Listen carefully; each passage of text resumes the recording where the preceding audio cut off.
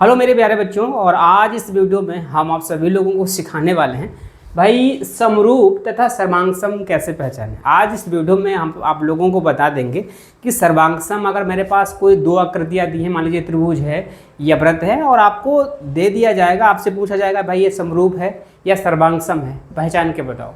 बहुत ही आसान है ये प्रश्नावली 6.1। अगर ये चीज़ आप लोग समझ जाओगे, पूरी प्रश्नावली एक ही वीडियो में आपको समाप्त होने वाली। बहुत ही आसान है। पहले तो आपको भाई पहचानना होगा सर्वांगसम होता क्या है, समरूप क्या होता है। जब ये चीज़ें पता हो जाएंगी तो भाई अभ्यास तो आराम से आप लोग कर सकते हो, है ना। तो भाई हम पहले तो बताएंगे समरूप सर्वांगसम क्या होता है।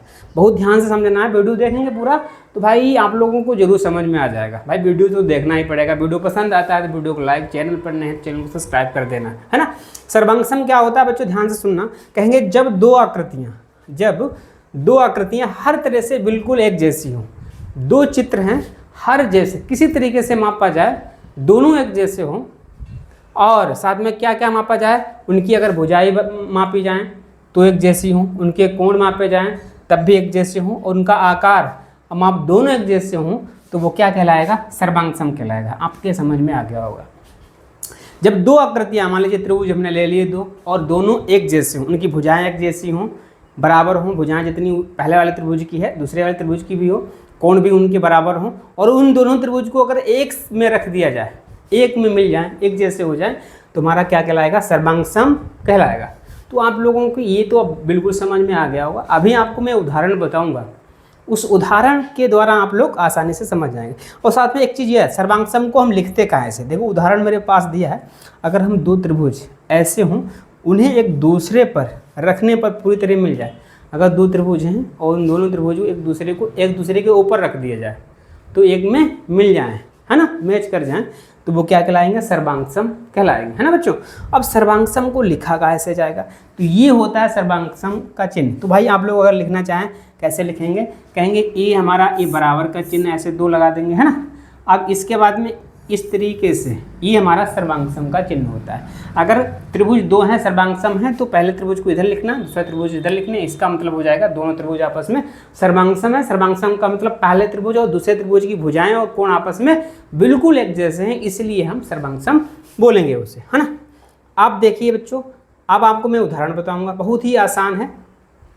ये मेरे पास एक त्रिभुज है ए बी सी, इसमें ए का कोण 45, बी हमारा 90, सी हमारा 45। इसी तरीके से हमारा दूसरा त्रिभुज है, इसका नाम है पी क्यू आर, इसमें हमारा एक कोण 45, दूसरा भी 45, एक हमारा 90। अब एक त्रिभुज को उठाकर इस त्रिभुज के ऊपर हम रखना चाहते हैं। अगर रख देंगे तो दोनों एक में मिल जाएंगे, इनके कोण और भुजाएं आपस में बराबर हैं, इसलिए ये त्रिभुज क्या है, समरूप है। अब समरूप हैं तो हम लिखेंगे कैसे, है ना। समरूप हैं तो हम इसे लिखेंगे कैसे, देखो ध्यान से। मान लीजिए त्रिभुज, इसका नाम क्या है, ए बी सी, तो हम त्रिभुज लिखेंगे त्रिभुज ए बी सी, है ना। अब सर्वांगसम है तो हम पहले तो हम क्या लगा देंगे, ए बराबर वाला। अब इधर इस तरीके से लिख देंगे, मतलब ये सर्वांगसम का चिन्ह लग गया। और दूसरे त्रिभुज का नाम क्या है, पी क्यू और आर। ये त्रिभुज ए बी सी और पी क्यू आर आपस में सर्वांगसम है, आसानी से हम लोग लिख सकते हैं, पहचान सकते हैं, है ना। अब बात आती है हमारे भाई समरूप क्या होता है। अब भाई समरूप को अब देखिए सर्वांगसम में इसको भी एक उदाहरण से हम समझा रहे हैं। देखिए ये भी सर्वांगसम है, क्योंकि इसकी आकृति गोल, इसकी भी आकृति गोल, इसकी त्रिज्या 3 सेंटीमीटर, इसकी भी त्रिज्या 3 सेंटीमीटर। इसका नाम है ओपी, इसका नाम है एमएन। इसके नाम तो अलग हैं लेकिन इसकी माप और इसका आकार एक जैसा है। अगर इसको उठाकर इसके साथ में रख दिया जाएगा तो एक में मिल जाएंगे, तो ये भी हमारे सर्वांगसम कहलाएंगे, है ना। तो आप लोग इसको भी आसानी से समझ चुके हैं। अब आता है समरूप, ये भी बहुत ही आसान है भाई। आप लोगों को पहले तो भाई इसको ध्यान से समझना है ना। सर्वांगसम में क्या हो, त्रिभुज की माप, कोण, भुजाएं, कोण आपस में बराबर हों और उनका आकार भी एक जैसा होता है, सर्वांगसम कहलाएगा। समरूप में क्या होता है, देखो जब दो आकृतियां का आकार एक जैसा हो, शेप एक जैसा हो, लेकिन उनकी माप चाहे अलग अलग हो, कोई दिक्कत नहीं, हमारा क्या कहलाएगा, समरूप कहलाएगा। बहुत ही आसान है। जैसे एक हमारे पास वृत्त दिया है और मैंने दूसरा वृत्त दिया है, देखिए ये भी गोल है और ये भी गोल है, लेकिन ये हमारा बड़ा है, इसकी त्रिज्या ज़्यादा है और इसकी त्रिज्या हमारी कम है। तो इसका मतलब ये ये दूसरे, ये त्रिभुज ए वृत्त और ए वृत्त आपस में सर्वांगसम नहीं होंगे, क्या होंगे, समरूप होंगे, एक जैसे हैं, है ना, समरूप है। एक भी, ये भी गोल है, ये भी गोल है, दोनों गोल हैं, लेकिन एक बड़ा है एक छोटा है, इसकी त्रिज्या ज़्यादा है इसकी त्रिज्या कम है, तो एक दूसरे के क्या कहलाएंगे, समरूप कहलाएंगे, है ना। तो आपको ये भी चीज़ समझ में शायद आ गई। अगर समझ में आता है तो भाई आप लोग वीडियो को लाइक, चैनल पर नए हैं तो चैनल को सब्सक्राइब कर देना, है ना।